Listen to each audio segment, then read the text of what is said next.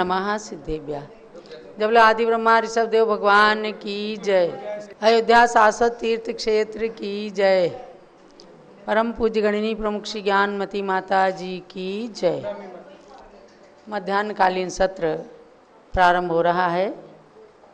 आप सभी जिज्ञासु भाई बहन गोमट सार की किताबें खोल करके बैठे हैं और ये स्वाध्याय निरंतर चलेगा।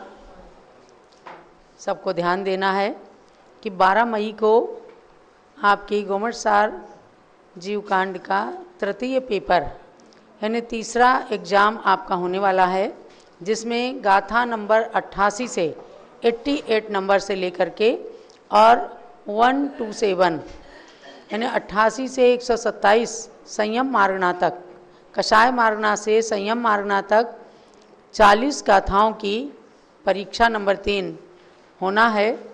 इसलिए आप लोग उसको रिपीट भी करते रहिए और आगे का विषय चलाते रहिए। 87 नंबर की गाथा तक आपने 2 बार में परीक्षा दे ली है और अब तृतीय पेपर की तैयारी करना है। तो अब हम प्रारंभ करते हैं आगे गोमट सार जीवकांड सार ग्रंथ का स्वाध्याय क्लास।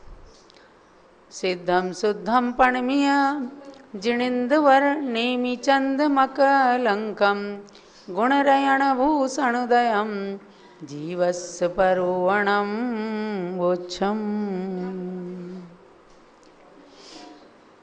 आचार्य श्री नेमिचंद सिद्धांत चक्रवर्ती की अमूल्य कृति है गोमट सार जीवकांड ग्रंथ, और उसको संक्षिप्तीकरण करके हमें पूज्य गणनी ज्ञानमती माता ने प्रदान किया है। इस स्वाध्याय को करके भी आप पूरे गोमट सार ग्रंथ के सार को, तथ्य को, ज्ञान को प्राप्त कर सकते हैं।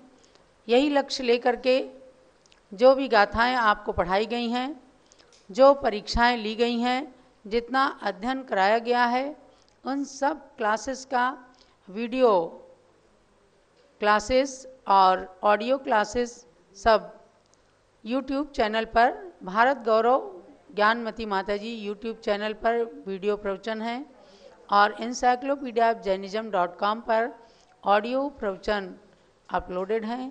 तो आप उनको भी सुन करके और अपना विषय रिपीट कर सकते हैं और अपने स्वाध्याय को सतत जारी रख करके ज्ञान की वृद्धि कर सकते हैं।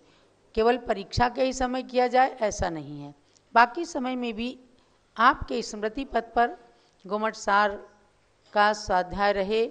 और हमारे इन पूर्वाचार्यों ने कितनी अच्छी अच्छी चीज़ें आत्म तत्व का बोध कराने के लिए हमें अच्छे अच्छे ज्ञान जो प्रदान किए हैं, उन सब के ज्ञान के लिए ही ये प्रवचन रिकॉर्ड करके और उपलब्ध कराए जाते हैं।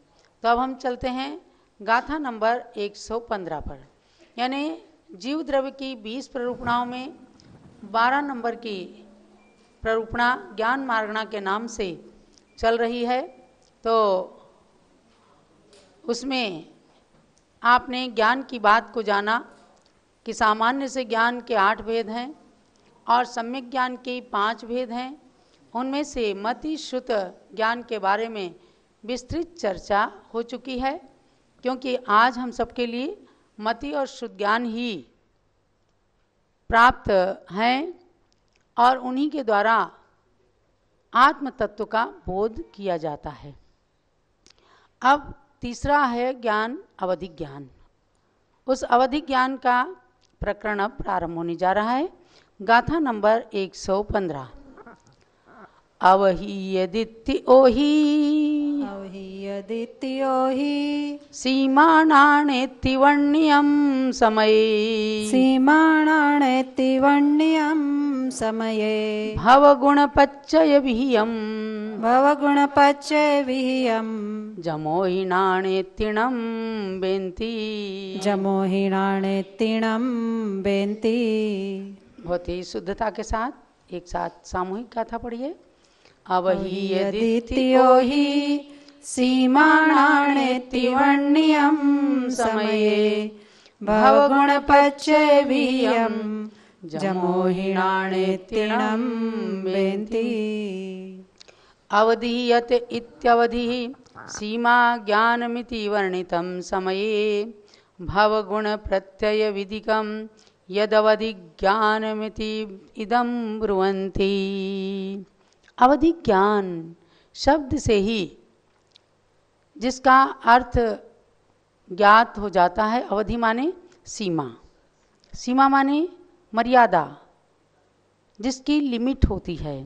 तो कह रहे हैं समय, समय माने आर्ष ग्रंथों के अंदर जो सच्चे शास्त्र हैं, चारों अनुयोगों के शास्त्र हैं, उनके अंदर जो अवधि ज्ञान का लक्षण किया है तो उसमें कहा है अवधीयत इति अवधीय, यानी जो अवधि को लेकर के, सीमा को लेकर के जो ज्ञान प्रकट होता है आत्मा में, उसका नाम है अवधि ज्ञान।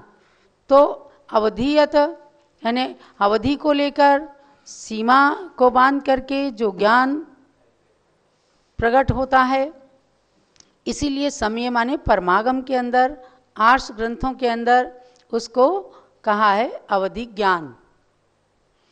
तो ये हो गया अवधि ज्ञान की परिभाषा कि जिस ज्ञान की सीमा है, लिमिटेशन है और मर्यादाएं हैं, तो उस ज्ञान को अवधि ज्ञान कहते हैं। अब अवधि ज्ञान के दो भेद कहे हैं, भव गुण पच्चय भीयम, भव प्रत्यय अवधि ज्ञान और गुण प्रत्यय अवधि ज्ञान। समझ गए ना? अवधि ज्ञान के कितने भेद हुए? दो, भव प्रत्यय अवधि ज्ञान और गुण प्रत्यय अवधि ज्ञान। ये दो प्रकार के ज्ञान कहे गए हैं। तो इस प्रकार से कहा कि जिसमें भाव निमित्त होता है, यानी जन्म से ही जो ज्ञान प्रकट हो जाता है, जैसे नरक में, देवगति में जन्म लेते ही अवधि ज्ञान हो जाता है। मिथ्या दृष्टियों को कुअवधि ज्ञान, सम्यक दृष्टियों को सुअवधि अवधि ज्ञान प्रकट हो जाता है। तो ये उस यत अवधि ज्ञानम, जो अवधि ज्ञान है, उसके भव गुण प्रत्यय विदिकम, भव प्रत्यय और गुण प्रत्यय ऐसे इदम ब्रुवंती, दो प्रकार से उसके भेदों को कहा गया है। तो इनको आप आगम के द्वारा और विशेष रूप से जान सकते हैं।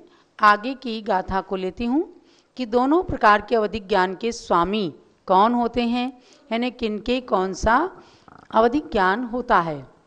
भवपच्चैगो सुरनिर्याणं तत्तिथेवि सव अंगुत्थो, भवपच्चैगो सुरनिर्याणं तिथेवि सव अंगुत्थो, गुणपच्चैगो नरतिर्याणं शंखादिचिन्न भवो, गुणपच्चैगो नरतिर्याणं शंखादिचिन्न भवो। सामूहिक पढ़िएगा था। भवपच्चैगो सुरनिर्याणं तिथेवि सव अंगुत्थो, गुणपच्चैगो नरतिर्याणं शंखादिचिन्न भवो। भव प्रत्येकं सुरनारकाणां तीर्थेऽपि सर्वांगोत्थं, गुण प्रत्ययकम नरतिरश्चाम शंखादिचिन्न भवम्। अब उनकी पहचान बता रहे हैं, यानी कि जो सीमा को लेकर के आत्मा के अंदर प्रकट हुआ है, जिस ज्ञान को देश प्रत्यक्ष कहते हैं, यानी मति और शुद्ध ज्ञान तो दो परोक्ष ज्ञान है। अवधि ज्ञान और मनापर्य ज्ञान देश प्रत्यक्ष है और केवल ज्ञान सर्व प्रत्यक्ष है। तो जो नारक आदि भाव की अपेक्षा से अवधि ज्ञानावरण कर्म का क्षयोपशम होकर जो अवधि ज्ञान हो, वह भाव प्रत्यय अवधि ज्ञान कहलाता है। और जो सम्यक दर्शन आदि कारणों की अपेक्षा से अवधि ज्ञानावरण कर्म के क्षयोपशम से उत्पन्न होता है, उसको गुण प्रत्यय अवधि ज्ञान कहते हैं। यानी तपस्या के द्वारा प्रकट हुआ या विशेष रूप से कुछ सम्यक दर्शन बहुत तीव्र हुआ, दृढ़ हुआ, तो कुछ कारणों को पा करके अवधि ज्ञान प्रकट हो जाता है, गुण प्रत्यय उसे कहते हैं। इसके विषय की परिमित होने से इस ज्ञान को, यानी सीमित होने से इस ज्ञान को अवधि ज्ञान कहा है। इसको सीमा ज्ञान भी कहा है परमागम के अंदर।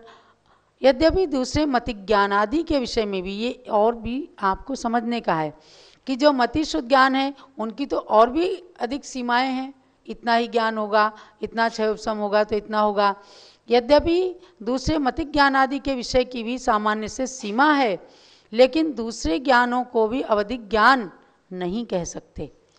यानी हर सीमित ज्ञान को, हर सीमा सहित ज्ञान को अवधिक ज्ञान नहीं कहा जा सकता, लेकिन अवधिक ज्ञान के अंदर जो अवधिक ज्ञान प्रकट होता है वो आगे के भवों को या पीछे के भवों को जानने में एक सीमा होती है, इसलिए वह अवधिक ज्ञान विशेष एक अलग ही होता है, क्योंकि उसको समभिरूढ़ नय की अपेक्षा से जो ज्ञान विशेष यानी कि अवधिक ज्ञान की जो परिभाषा है उस परिभाषा रूप से ही जो ज्ञान प्रकट होता है सीमा को लेकर के, वही अवधिक ज्ञान कहलाता है। तो अब दोनों प्रकार के स्वामी में कहा कि भाव प्रत्यय अवधिक ज्ञान जो है सुर निर्याणम तिथेवि सव अंगुत्थो, यानी भाव प्रत्यय अवधिक ज्ञान जो है देव नारकी एवं तीर्थंकरों के भी होता है, और ये ज्ञान संपूर्ण अंग से उत्पन्न होता है, यानी सर्वांग से उत्पन्न होता है। चाहे देव हो चाहे नारकी हो, जन्म लेते उनको अवधिक ज्ञान हो जाता है, भी वहाँ जान लेते हैं मैं कहाँ से आया हूँ। और तीर्थंकर भगवान के भी गर्भ में, माता के गर्भ में रहते हुए भी वहीं से उनको अवधिक ज्ञान भी रहता है, मति शुद्ध और अवधिक ज्ञान रहते हैं। तो ये सर्वांग से उत्पन्न होता है, ये सव अंगुत्थो, ये प्राकृत के शब्द हैं गाथा के, तो ये भी आपको ध्यान में देना है। गुण पच्चैगो नर तिर्याणम संखादि चिन्ह भवो, और करे गुण प्रत्यावधिक ज्ञान जो है नरक मनुष्य नर तिर्याणम, नर माने मनुष्यों को, तिर्याणम माने तिर्यंचों को होता है। संखादि चिन्ह भव, शंख आदि चिन्हों से उस ज्ञान की प्रकटता को माना जाता है। जैसे आप देखो भगवान के सीने पर श्रीवत्स का चिन्ह होता है महापुरुषों के, तो तीर्थंकरों के तो निश्चित रूप से श्रीवत्स का चिन्ह होता है। उनके शरीर के अंदर 1008 लक्षण होते हैं, शंख चक्र आदि लक्षण होते हैं, और वे इस बात को बताने के प्रतीक होते हैं कि भगवान को गर्भ से ही अवधिक ज्ञान होता है। उसी अवधिक ज्ञान की विशेषता रहती है कि भगवान जब माता के गर्भ में हैं तो उस माता के ज्ञान के अंदर इतनी शक्ति आ जाती है कि देवियां चाहे कितने गूढ़ से गूढ़ प्रश्न करें, लेकिन सबके उत्तर माता बिल्कुल एकदम निश्चिंत होकर के बड़ी सरलता से उत्तर दे देती हैं। देखो इतना कार्य करती है तीर्थंकर प्रकृति की सत्ता। अभी उदय में नहीं आई, जब तीर्थंकर प्रकृति उदय में कब आएगी? जब भगवान अरहंत अवस्था को प्राप्त कर लेंगे। लेकिन उस तीर्थंकर प्रकृति की सत्ता रहते हुए भी उसका जो बंध किया है, उस बंध के अंदर ही इतनी विशेषता है कि अभी नहीं प्रकट होते हुए भी, एक तो गर्भ में आने से भी 6 महीने पहले से रत्नवृष्टि होने लग जाती है, और 5 कल्याणक में रत्नवृष्टि होती है, देवता कल्याणक मनाते हैं उनके। तो भगवान की बराबरी कोई कर नहीं सकता।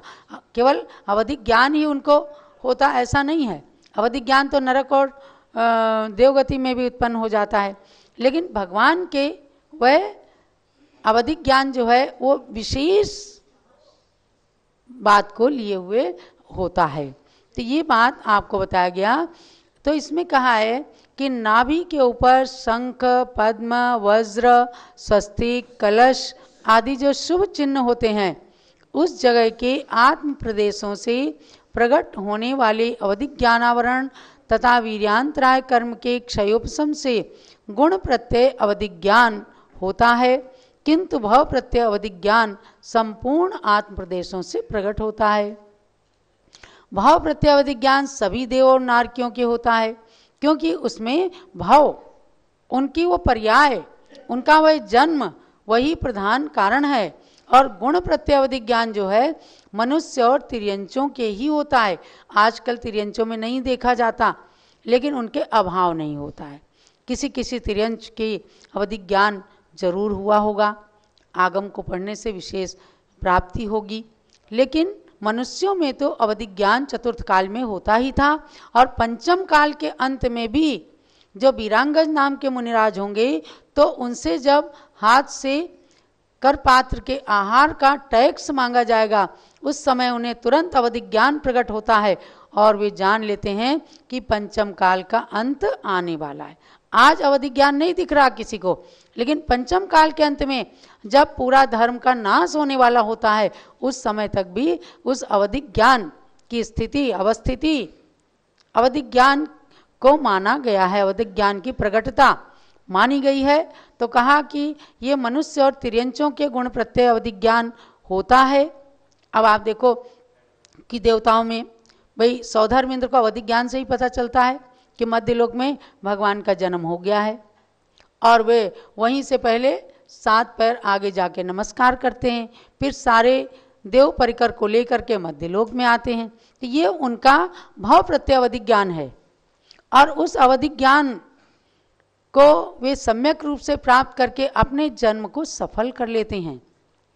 मनुष्यों में किसी को कुअवधि ज्ञान हो सकता है, किसी को सुअवधि ज्ञान भी होता है, और देवताओं में भी किन्हीं को कुअवधि ज्ञान भी होता है, मिथ्या दृष्टि देवता हैं, कुअवधि ज्ञान भी हो सकता है।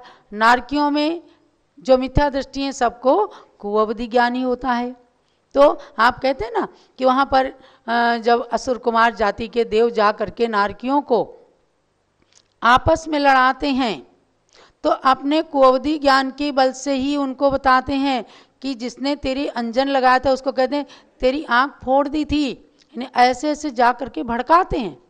आज भी आप देखो जिनको कुमति ज्ञान है, कुछ ज्ञान है, कुछ ना कुछ कलह करते रहेंगे, संघर्ष करते रहेंगे, और उसमें उनको आनंद की अनुभूति होती है। तो कह देते ना बिल्कुल नारद हैं, यानी नारद जा करके नरक में लड़ाते हैं। तो ये पहचान है। तो कुअवधि ज्ञान नरक में भव प्रत्यय को लेकर होता है, देवगति में भव प्रत्यय माने जन्म से ही उनको प्रकट होता है। लेकिन जितने भी सम्यक दृष्टि देवता इंद्र हैं उन सबको सुअवधि ज्ञान होता है, तभी जाते हैं भगवान के कल्याण को मनाने के लिए, तभी जाते हैं सुमेरु पर्वत पर जन्माभिषेक करने के लिए। एक साथ 1008 हाथ बनाते हैं और सब में कलश लेकर 1008 कलशों से भगवान का जन्माभिषेक कर देते हैं। तो महानुभाव, ये अवधि ज्ञान की बात मैंने आपको बताई, क्योंकि ज्ञान मार्गणा चल रही है, ज्ञान प्ररूपणा चल रही है, और ज्ञान अपने लिए आगम चक्षु साहू, ज्ञान नेत्र है, ज्ञान परम औषधि है, ज्ञान अमृत है। ज्ञानामृतम भोजनम इसलिए कहते हैं कि जिनको ज्ञान में आनंद आने लगता है तो उसको दूसरा भोजन अच्छा नहीं लगता।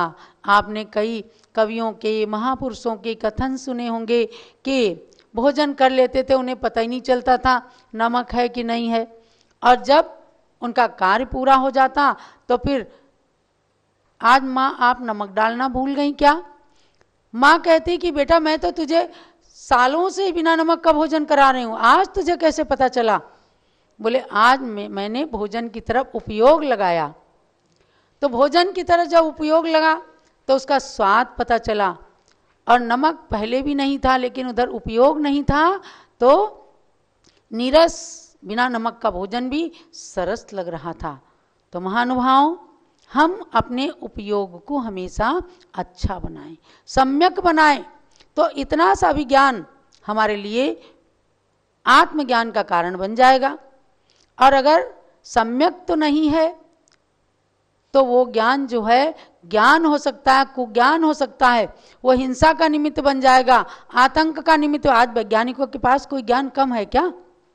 लेकिन ज्ञान है पर वितराग विज्ञानता का अभाव है, इसलिए उस हिंसा के ऊपर अहिंसा का ब्रेक नहीं लगा पाते। और जो ज्ञानी है वो फूक फूक कर पैर रखते हैं और अपने ज्ञान को वितराग विज्ञानता में कन्वर्ट करने की हमेशा कोशिश करते हैं। देखो 4 क्लास पढ़ी है ना ज्ञानमती माता जी, कोई किसी यूनिवर्सिटी में नहीं गई, किसी महाविद्यालय के अंदर नहीं गई, किसी स्कूल के अंदर नहीं गई। 4 क्लास तो नाम है, क्लास के नाम पर, और इन्होंने आज डबल डिलीट की मानद उपाधि प्राप्त कर ली है। उन विश्वविद्यालयों ने भी अपने विश्वविद्यालय को गौरवान्वित महसूस किया। राम मनोहर लोहिया अवध विश्वविद्यालय यही अयोध्या का विश्वविद्यालय है। भगवान महावीर तीर्थंकर महावीर विश्वविद्यालय मुरादाबाद, जिन्होंने अपनी प्रथम डिग्री को ज्ञानमती माता के कर कमलों में समर्पित करके अपने विश्वविद्यालय का गौरव बढ़ा लिया। तो क्या है, ये ज्ञान का जो इनका छोटा सा बीज था वह बट वृक्ष की तरह बढ़ गया। आज पंचम काल के अंदर इन्होंने रिकॉर्ड स्थापित कर दिया कि 8वीं शताब्दी के बाद यदि किसी ने सठखंडागम ग्रंथ पर लेखनी चलाई है और संस्कृत की टीका रचने का उपक्रम किया है तो वो केवल आपकी निधि, आपकी धरोहर ज्ञानमती माता जी हैं। सिद्धांत चक्रेश्वरी ज्ञानमती माता जी हैं। ज्ञान की जब बात करते हैं तो ज्ञानमती माता का नाम नहीं आए तो समझो कि ज्ञान मार्गणा अधूरी है। मुझे याद है कि जब अष्टसहस्त्री का हिंदी में अनुवाद किया, आचार्य ज्ञान सागर महाराज को पता चला, जो विद्यासागर जी के गुरु थे, तो उन्होंने कहा कि मैं देखना चाहता हूँ। मैं बहुत छोटी सी थी, 10-11 साल की, और माता जी के पन्नों को लेकर के एक बहन जी के साथ में हम गए।